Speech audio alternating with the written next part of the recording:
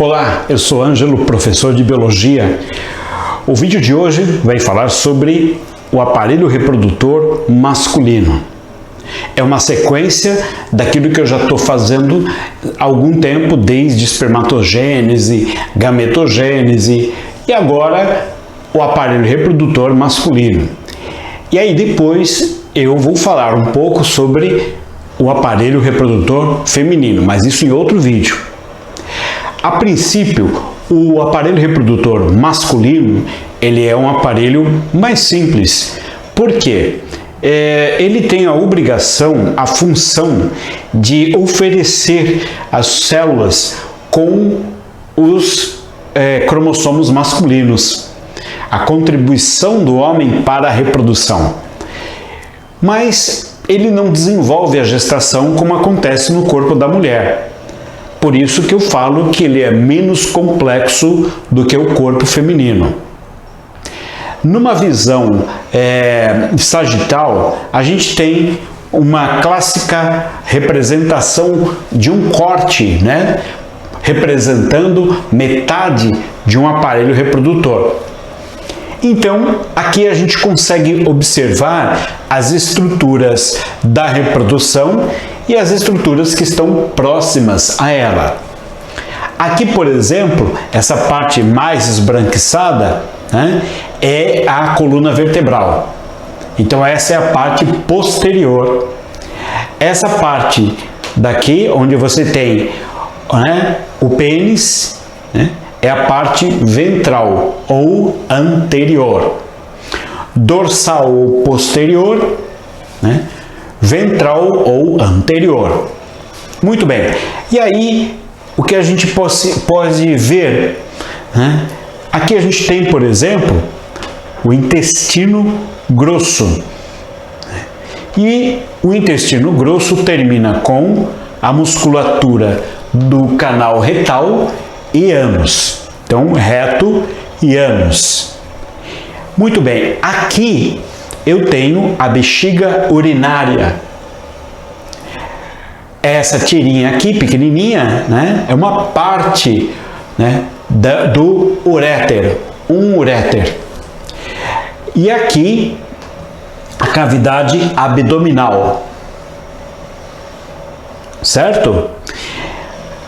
Bom, vamos começar, por exemplo, observando uma situação de dentro para fora.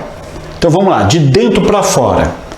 Aqui na bexiga urinária, repare bem, ela está bem aqui, né, aprisionada perto da pubis, que é o osso, a sínfise púbica.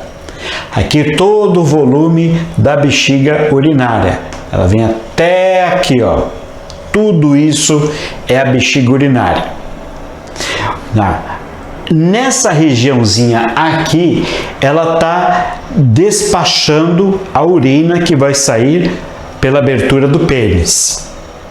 Olha aí, está despachando, né? E aqui o que acontece? Nessa região aqui, logo na saída, né, nós vamos ter a próstata. Então, o canalzinho por onde sai a urina tem que passar dentro da próstata. Essa partezinha aqui em cima é uma vesícula seminal, porque são duas vesículas seminais e uma próstata. Então, uma vesícula seminal eu estou vendo porque essa figura é de metade, né, do aparelho reprodutor masculino. Então, na outra metade vai ter a outra vesícula seminal. A próstata, que vai ter uma só, né? Na verdade, a próstata ela é um pacote formado por várias glândulas menores. Ela é muito complexa. E aqui, onde se junta, né, o canalzinho da vesícula seminal com o canalzinho da próstata, forma-se o ducto ejaculatório. E depois vem a uretra até o corpo do pênis, por onde há a eliminação tanto da urina quanto do sêmen. Ok, a história toda da produção, aquela parte da gametogênese masculina, que é a espermatogênese, ela começou a acontecer nos testículos, que estão aqui.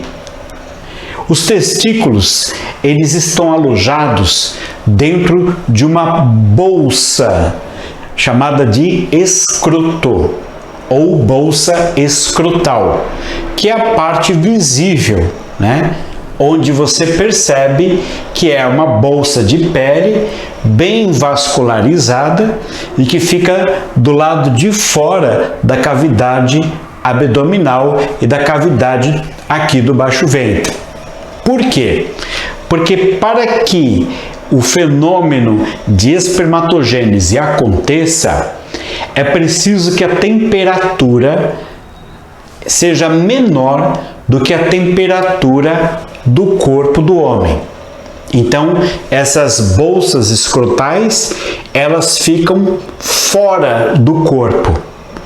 Então, e elas podem subir ou descer de acordo com a manutenção da temperatura que é necessário na hora de fazer o espermatozoide.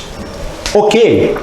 Muito bem. Então aqui, né, no testículo, você tem, né, todos aqueles túbulos seminíferos onde são realizados ou realizada a espermatogênese, que é a fabricação dos espermatozoides. Então, dentro desse testículo existem os tubos seminíferos. Depois de fabricados, esses espermatozoides, eles ficam armazenados dentro dessa dobrinha aqui, ó, que é chamada de epidídimo, essa estrutura aqui. Então, o epidídimo, ele armazena os espermatozoides que são produzidos dentro dos túbulos seminíferos que estão dentro dos testículos. Aí, esses espermatozoides ficam aí até o momento da ejaculação. No momento da ejaculação, eles sobem por aqui. Esse tubinho que vem aqui, ó, da cauda do epidídimo para cima, é o canal deferente. Note que ele dá uma volta perto da bexiga urinária, passa por trás desse outro tubinho que até apoia ele, olha, tá vendo? Esse tubinho aqui, tá? Que é um uréter que veio lá do rim, que não tem nada a ver com o aparelho reprodutor, ele é excretor, porque ele traz urina para dentro da bexiga. Pois bem, o canal deferente dá uma volta nele, desce por aqui, e aí, quando chegar aqui, ele se une ao tubinho que vem da vesícula seminal. A vesícula seminal, ela despeja dentro desse canal, tá? Que é o canal ejaculatório, a solução, né, que vai nutrir o espermatozoide e que vai permitir que ele comece a nadar utilizando o seu flagelo. Essa substância nutriente, além de nutrir o espermatozoide, ela tem a função também de promover a mobilidade dele. Alguns espermatozoides terão um bom desempenho, outros não. Em seguida, esses espermatozoides entram nessa região, né, do ducto ejaculatório que passa dentro da próstata. Nesse momento, a próstata vai lançar o líquido que ela produz, que é um líquido de teor alcalino, que vai aumentar o volume, né, do esperma, vai permitir uma maior desenvoltura dos espermatozoides e vai também, por ser alcalino, fazer uma oposição aos fluidos vaginais, que são ácidos. Portanto, os líquidos da próstata farão um trabalho de proteção do espermatozoide no ambiente alcalino, que é bom para ele, contra o ambiente ácido, que é o da vagina.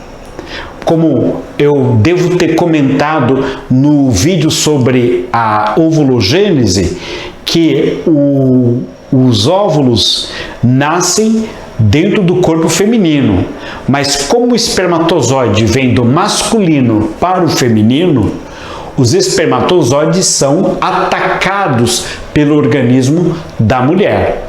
E uma forma de ataque e de seleção, de destruição de alguns espermatozoides, que são corpos estranhos, é a acidez.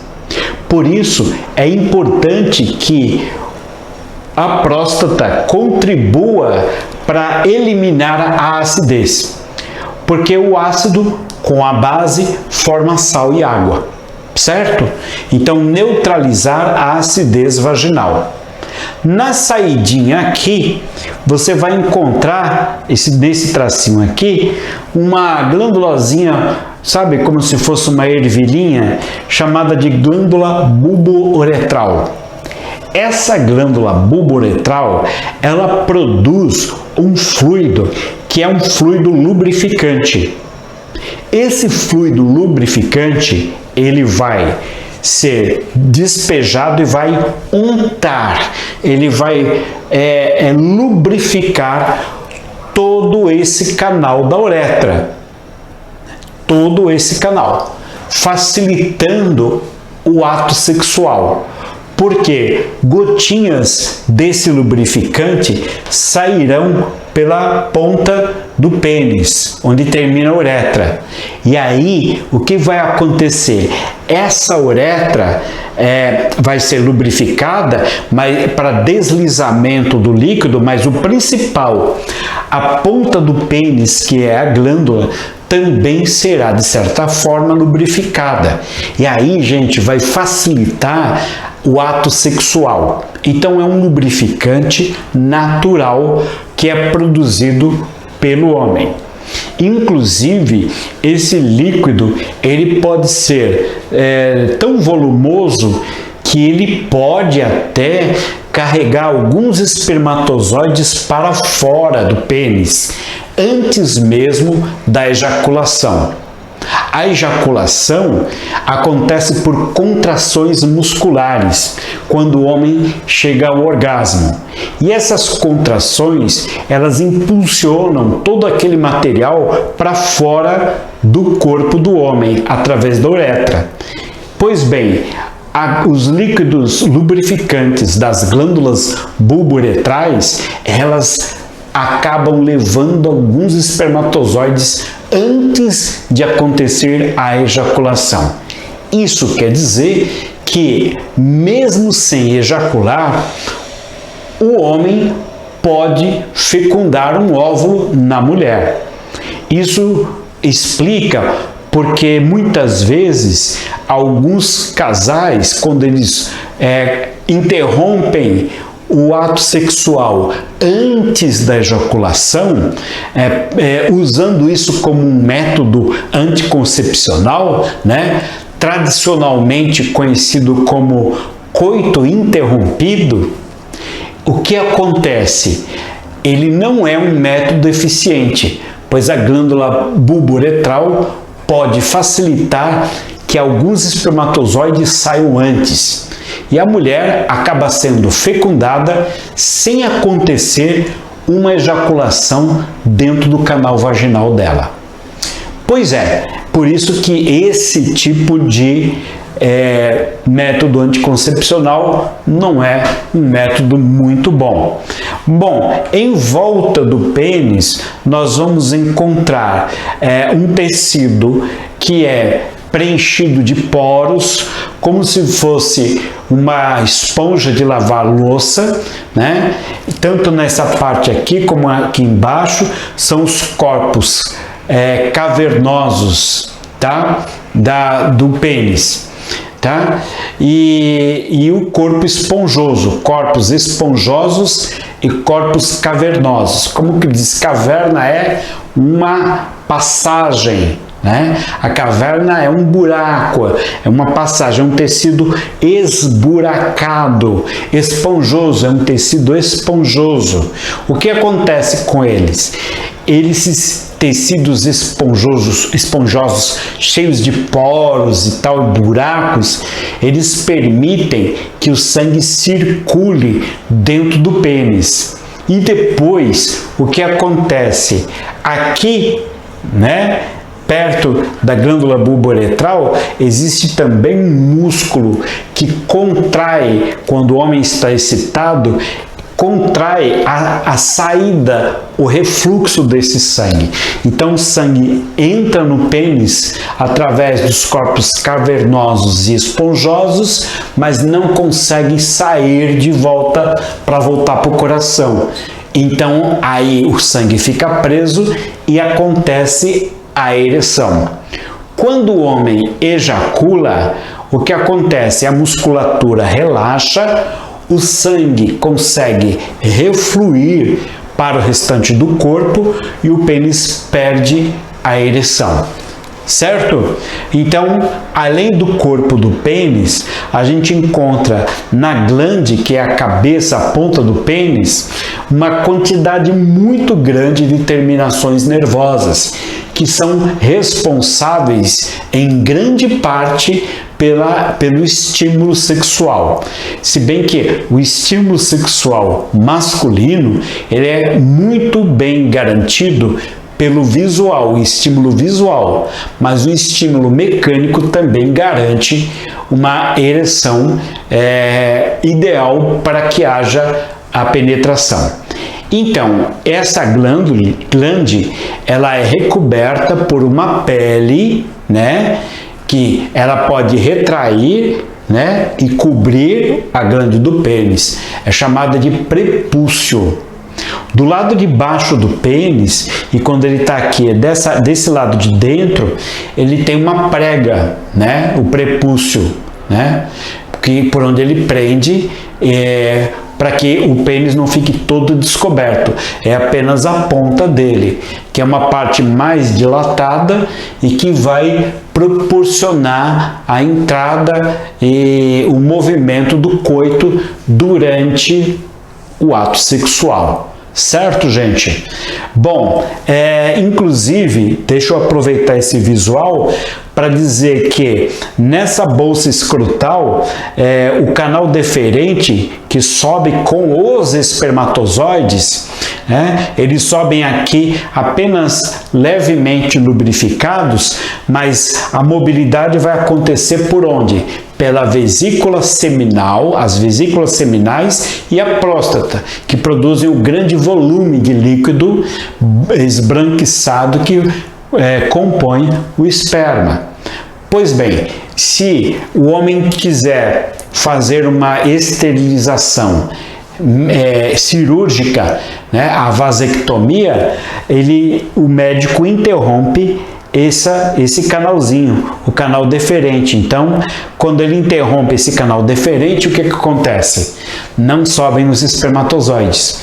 E aí, o homem tem ejaculação, certo? Porém, é só o líquido da vesícula seminal ou das vesículas seminais e o líquido da próstata que sai durante a ejaculação, podendo acontecer até uma redução visível do volume de ejaculação. Haja visto que o volume da ejaculação, até 10% desse volume é formado por espermatozoide, certo? Bom, então, só para a gente arrematar esse assunto, vamos para o seguinte, eu coloquei aqui algumas questões para a gente resolver rapidamente, coisa bem rápida, viu, gente? Aqui, por exemplo, nessa questão de vestibular, os espermatozoides são os gametas masculinos da espécie humana e são produzidos no sistema genital do homem. Peraí, com isso aqui não dá.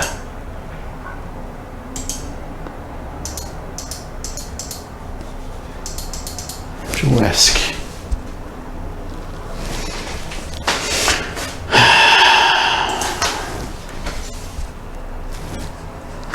Pronto.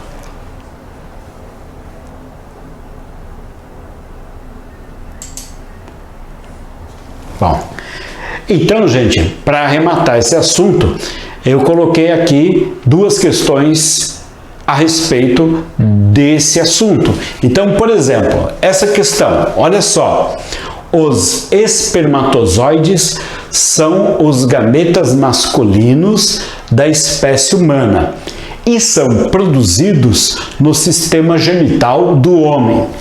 Mais precisamente, onde? Onde é produzido, tá?